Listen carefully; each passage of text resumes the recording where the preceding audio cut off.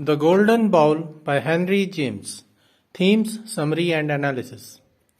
Hello and welcome to the discourse. We are discussing the psychological social novels by Henry James, who is considered as the master of psychological fiction. One of the most talked about and perhaps the most odd work of Henry James is his novel The Golden Bowl, which was published in the year 1904.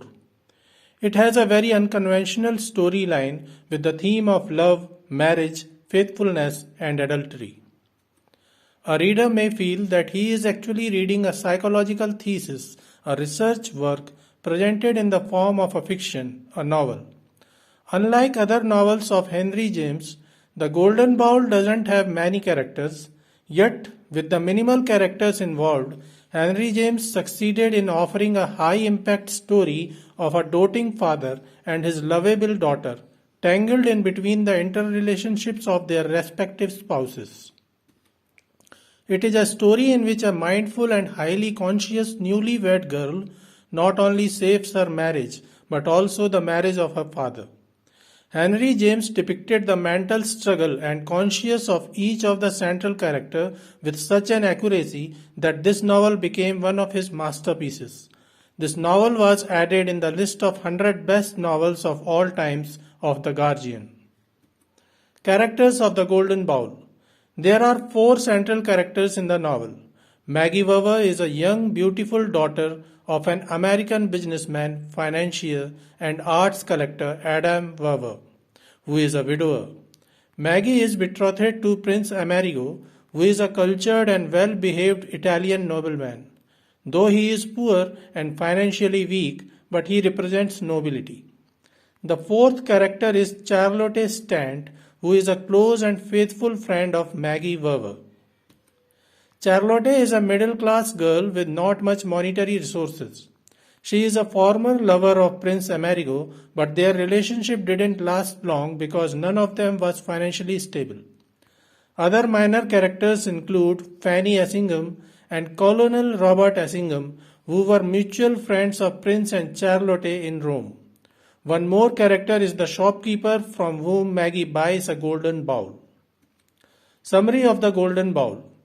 The novel begins with Prince Amerigo traveling to London from Rome.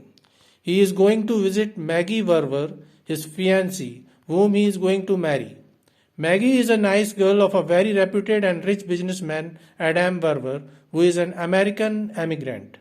In London, Maggie and Adam greet Prince with utmost love, and there Prince meets another girl, Charlotte Stant, who is a childhood friend of Maggie and, like her, is an American emigrant. Prince and Charlotte are a little surprised after seeing each other. Prince Amerigo realizes that Charlotte is his lover from the past. She used to be his mistress back in Rome when he had some money. Prince remembers that he met Charlotte for the first time in the dining room of Fanny Effingham. The main reason for the failure of his relationship with Charlotte was the lack of financial stability of both. Charlotte and Prince decide to forget their past and remain trusted friends. They decide not to tell anything about their past relationship to anyone and go to market to buy a suitable wedding gift for Maggie. However, as Charlotte and Prince get time alone, they start feeling warmth towards each other. Prince tells Charlotte that he feels Maggie is a naive, immature girl and he deserves a better partner, someone like Charlotte. They reach to an odd antique store where they see a beautiful and impressive crystal ball embellished with gold. They discuss if it would be a suitable gift for Maggie. Meanwhile, Charlotte and Prince also share their feelings towards each other in Italian, which the shopkeeper notices as he can understand the language. Charlotte inquires about the price of the golden bowl, and the shopkeeper demands a price which Prince feels that is too low for that golden bowl.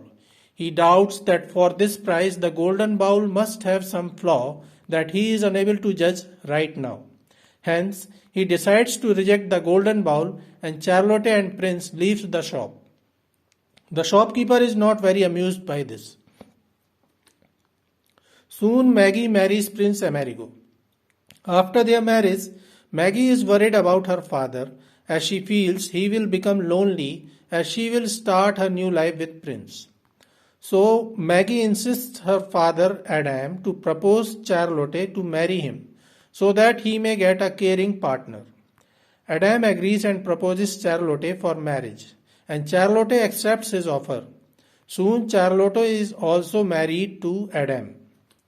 One of the reasons for Charlotte to accept that marriage was her financial troubles, and other one was now she can remain close to Prince Amerigo as officially she is mother-in-law of Prince.